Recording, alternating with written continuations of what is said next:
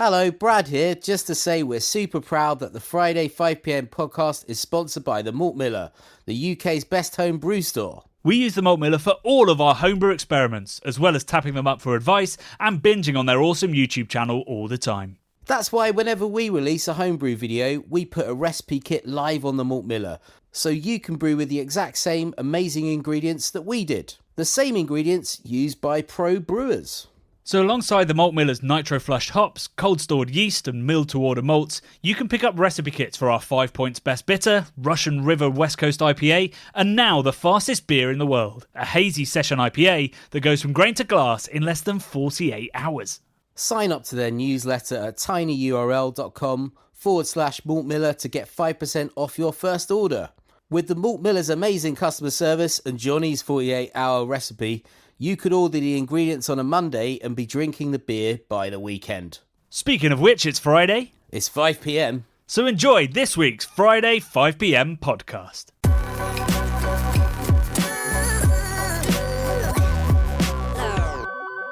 Hey Beer Geeks, and welcome to a very unusual episode of the Friday 5pm. Unusual in lots of ways. Chiefly, there is no Brad due to even for Brad, remarkable combination of his birthday, a car breaking down at the airport, and a very last-minute trip to Amsterdam. But I am still here, which leads me to the other unusual thing, which is that here, for me today, is in a box room, a single bed, mostly, I think, MDF-walled hotel room. And out of my window, which I'm looking at right now, I can see a husky going for a walk. I can see somebody with a with a rifle. There's a gas line that goes no more than 5 meters away, straight past my room window. And then about 200-300 meters in the distance is a giant snow-covered, what looks like gravel mountain, but is in fact one of the Spitsbergen, that is Pointy Mountain, of Svalbard. For those that do not know, Svalbard is an archipelago, I say just north, about 1,000 kilometers north of Norway. It is one of the most northern places you can go without walking on ice rather than land. And I am in Longyearbyen, which is the northernmost town in the world. It's not the most northern place that you can live permanently, but it is the northernmost place with over 1,000 people that is a recognised town. It's tiny. The gas pipes go over the land because the land is too frozen to dig into to lay the pipes. And it's a town of about, well, Svalbard has about 2,600 people on it. It's got more polar bears than people. But I am here researching my next book, which, if you don't know, if you haven't heard me waffle on about it enough already, is all about how beer has changed the world and indeed built it in the first place. And I am here researching a chapter on community, so on why beer is so important to communities that already exist, how it helped found them in the first place. And for that, I thought the absolute best way to tell that story was to come to somewhere incredibly remote. So I'm 1,300 kilometers short of the North Pole, but that has not only quite a few bars and restaurants, but also a brewery, a craft brewery called Svalbard Brewery. They make fantastic, I guess you could call them refined versions of modern beers. There's a beautiful Pilsner, there's a great American Pale Ale, really good West Coast IPA, there's a New England IPA, which in the story of every brewery that's ever existed and not loved New England IPA, in that they brewed one and it was so popular they had to keep brewing it. And also an amazing stout and lots of barrel-aged beers. The beers are actually, they're bourbon barrel-aged, and they're barrel-aged in the mine in which the owner of the brewery used to work. That's a story. And I haven't tried those yet. That's kind of my plan for this evening after dinner, which I'm having in the hotel, which has a great restaurant. I'm having a dinner that's all using meat that's been caught on the islands within Svalbard. And then, I'm going to see if I can have a little can/bottle share with some of the locals. So I'm here researching this book and having adventures. So tomorrow I'm also doing a husky ride. I'm doing a driven and walking tour, a photography tour, which I might do some photography, but mostly I'll be doing some video to ensure that the Craft Beer Channel episode, which I'm also making while I'm up here, looks as beautiful as possible. Beautiful is possibly the wrong word for Svalbard and for Longyearbyen. It's stark and kind of foreboding, immutable, wild. The roads are mostly tarmacked around here, where the pedestrians walk is not. It feels, it is a permanent settlement. It feels occasionally a little bit temporary, but in a glorious way. I've never been somewhere, I've been to lots of wild places, but I've never been somewhere where the town itself still feels quite wild. And you'll see it and hopefully feel it in the documentary that I put together off the back of this, because it's the most unique feeling. Everywhere that you walk into, and I said this in a piece to camera just now when I was walking back to the hotel, everywhere feels like a refuge. The weather is so extreme at this time of year, and will be right up until probably until April, May time, that everywhere you go into is kind of a relief. You have to take your shoes off wherever you go in, so everyone's walking around in socks or in little Crocs or whatever it is that they want to carry around, because you're bringing so much. Well, the history is the miners would have been bringing in coal, but you'd also bring in so much snow that would then melt and all that kind of stuff. It's properly wild out there, which creates just this utterly unique feeling. But what you do have when you go into these places is wonderful warm places. There's animal pelts, there's leather, there's cushions, but then also it's mostly sort of benches that you sit on. I spent part of last night in the kind of like the social hub of the town, a pub called the Carlsberger Bar, or Carlsberger Pub, sorry, it was founded by a Danish guy and has served Carlsberg since the start. It has to be spelt with a K, because Carlsberg would not be happy with the official name being used. Where I drank lots of the local breweries, Svalbard Brewery, a couple of their beautiful stout. It's really, really good. And their pilsner is very, very good as well. Uses Finnish malt from Viking, and then German methods, German hops. I think the brewmaster at Svalbard Brewery, we'll get to them, is German. So I was there for a couple of pints, and I interviewed the bar manager there about his time in Svalbard, about the bar, which is the most incredible place. Like, has an amazing whiskey and brandy collection, is beautifully decked out. All around the walls are photos of miners, some of whom still working, some of whom are retired, some of whom still drink in the bar. It's very, very much geared at remembering the miners that have worked here for a long time. That was the heart of the town, and that's slowly disappearing as mining stops up here. It's only really the Russians that are still mining on Svalbard. The Norwegians are leaving the coal deposits where they are and turning towards sustainability and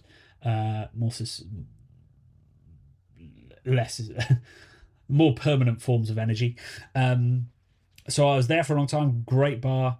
And then I went to a place called Croa, which is one of the older restaurants in town. And I've if you could imagine like what a bar at the end of the earth by the North Pole would look like, it was that. It was all beautiful oak furniture, pelts and leathers. In fact, the menu was written on a leather pelt that was sort of stretched across the wall.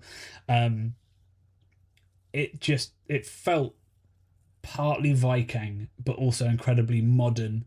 I'm not going to use the H word that the Danes and the Norwegians probably wish had never been coined, but it's incredibly cozy and comforting to come in from the snow, and it's snowed most of the time that I've been here, but not like the snow that I know in the UK, which sort of melts the moment it hits you. It's like ice. It's basically slow-moving hail that you get in Svalbard. And it was just the most beautiful place to spend an evening. I got chatting to a guy called Ola, where I sat at the bar, who was telling me a lot of the history, a lot of the politics that are involved around here, with the Russian mining core being not far away, and had clipfish, which is cliff fish, which is dried salted cod, which used to be dried on stone on cliffs by the sea. I don't know whether that's the case now. Probably not. It's probably been commercialized and industrialized to some extent, but basically delicious salted cod, which I had with mash and bacon and baked vegetables. It was incredible, along with a Weiss beer from Svalbard Brewery. And then today I visited the brewery. This morning I went down at 10 a.m. It was only a 15-minute walk, but it seemed to last forever. It was -5 with a wind chill factor that would have got it a lot lower. And interviewed Robert, the founder, who's a former miner, as I said, about why he started a brewery, the challenges. It took him 5 years to get the licensing because alcohol is heavily restricted in Norway, but even more so in Svalbard. It was once an almost exclusively male company town, purely just miners there. Drinking was a real issue. Even when they rationed it, you could still have 2 litres of hard liquor and a case of beer a month, which, sounds like a hell of a lot to me. But if you were a miner with not a lot else to do, particularly years and years ago when travelling out into the wilderness was much more tricky, we didn't have the clothing, the technology, the ski mobiles, all that kind of stuff. So you were more town-based. All you'd have been able to do really is drink, and I think that's what they did and why it was restricted, and it took him a long time to undo those knots that were put into the laws. But now he has a fantastic brewery that sends a lot of beer to Norway, and soon, in a couple of months' time, we'll be sending it to mainland Europe as well, because Svalbard is not technically... It's in the Kingdom of Norway, but it is not technically part of Norway, so it's not part of the Schengen Agreement or any kind of sort of European economic structure. So they've had to set up a company in Germany to import it and all kinds of stuff. That's just sort of the economic logistics, the physical logistics of getting ingredients this far up, of getting beer back down there, of dealing with the waste materials. I'm not going to spoil it, but they use all of their spent malt to heat up their hot liquor tank. They don't need a cold liquor tank because the water out of the tap is so incredibly cold here. But it's an amazing story. Loads of stories that we've never told on the Craft Beer channel, which we're always looking for and gets increasingly hard as we edge towards 1,000 videos on YouTube. So I'm very excited for you to see this one. And I've tried to give a real indication of what life is actually like on Svalbard, because it's also in some ways very similar. You can have ramen and sushi. A Mexican place has just opened. So in that regard, it's very similar. There's fast Wi-Fi, there's contactless payments, but in other ways it's very, very different. The way that you spend your free time, the times that you have free time are very different. Obviously, for nearly 4 months of the year, it's entirely dark unless the moon's really bright. And then for a similar amount of time, the sun never sets. So rhythms are very different here. And therefore what you can and can't do with your time is so much more reliant on nature and on the climate and literally on the tilt of the earth on its axis. So this has just been the most incredible adventure I've ever been on. I haven't even left town yet. I'm doing that tomorrow. So the adventure hasn't really begun unless you count the nightmare I had getting here. It's actually only 2 flights from London, one to Oslo and one from Oslo to Longyearbyen. But due to the train strikes on Wednesday, I had to get a taxi from my home to Gatwick, which did cost £150, but then we got stuck because of a crash. So I missed my flight and had to book a new one. It's been a whole thing that just kind of added to the anxiety of going somewhere so remote and unusual where I didn't really know what to expect. What I should have expected, Norway is a very welcoming place and people have been wonderful. So while the weather and the environment feels inhospitable, the people, as always, have been incredibly welcoming. And I heartily recommend, if you're a lover of cold weather, huskies, beer, and beer food, Svalbard is a great break and not as hard to get to as you might possibly imagine. So yeah, this is just sort of a quick update of what we've been up to. I know we missed last week's podcast, so I was keen to put something live this week, let you know what I've been up to, hint at what Brad's been up to. He always tells those stories best. But yeah, there'll be loads more information and stories from Svalbard to come, obviously in my book, obviously in the documentary, and hopefully in the podcast next week. Brad is keen to put another podcast out on Monday. We'll see if we can find time, because what I don't want to do, I want to do this trip justice, and I also want to do our Verdant video justice without crowding next week's video. which could be one of two things. It depends how the edit goes on my flights home. But we've got two options, and I want to make sure that whatever happens, we get to talk about them as much as both of them really deserve. So there might be another podcast on Monday. There'll definitely be one next Friday, and there will be videos. It's going to be a slightly chaotic time on CBC, both podcast and video-wise, because I'm getting closer and closer towards my book deadline, and I'm doing lots of trips, lots of research, and obviously writing a hell of a lot. So there are going to be dropped videos, there are going to be dropped podcasts every now and then, and we'll try and keep you abreast of that, so that as even this week we had people messaging going, where's the podcast, is it happening? My Friday doesn't quite feel right, and my Friday doesn't quite feel right when we don't do it, hence why I'm doing this. So we'll try and let you know if we're going to be missing anything, or if anything's going to be released at a different time, which is another option. But I've got to knuckle down and get this book done, or else I'm in real trouble. But I mean, one thing about coming to a place as remote as this, where the bars don't open until later, is I've done a lot of writing. And the incredible hotel in which I'm staying is called Marianne's Polar Rig. Give it a Google. It feels like maybe what hotels will look like after the apocalypse. Or maybe if you remember the first series of True Detective, where they found the murderer, finally. Somewhere between those two. It's a beautiful, characterful place, but it has a slight redneck murder vibe, which I very much enjoy, and I bet Brad would, if he were here, would have absolutely loved this place. So I spend lots of time here as well in the mornings, drinking strong coffee. The Norwegians apparently the second biggest drinkers of coffee in the world, or possibly Europe. So lots of coffee, lots and lots of writing. It's been very, very productive, and I'm feeling a little bit less nervous about my book deadline after the last couple of days, because I think anybody that writes or does anything creative for a living will know that you have to be in the right frame of mind, possibly in the right place, and you have to have the right research done for you to sit down and write something. So that's been really tough with everything that's been going on, with the festival that we were putting on, with the brews and the videos we were putting together, and with, life always finds a way to get in the way. So this has been a little bit of a writer's retreat, which is not something I thought I'd ever do. I always thought that was nonsense that was put into films to set up some kind of plot, but it does seem to work. You can sit at a window watching the snowfall, drinking coffee next to a stuffed polar bear, and actually get some work done. So fair play to screenwriters. Anyway, that's all I've got time to say. I've got to get ready for dinner, maybe do a bit more writing, and transfer all of the incredible footage that I've caught today. Lots of slow-mo of snow on mountains, and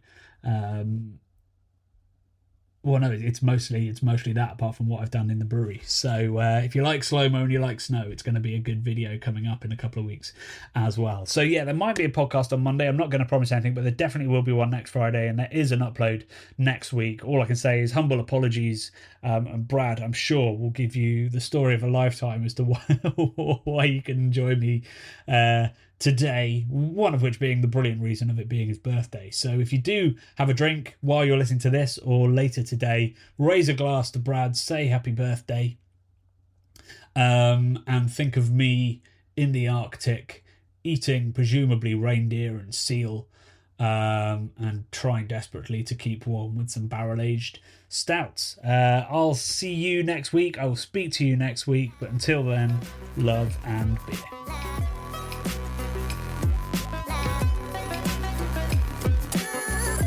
The Bubble and Friday 5pm podcasts are brought to you by the nerds behind YouTube's craft beer channel. You can watch over 400 mini documentaries at youtube.com/the craft beer channel, and if you love what we do, support us via Patreon and get access to merchandise and our amazing Discord forum, a positive and welcoming space for everyone who loves beer, food and homebrewing. Love and beer.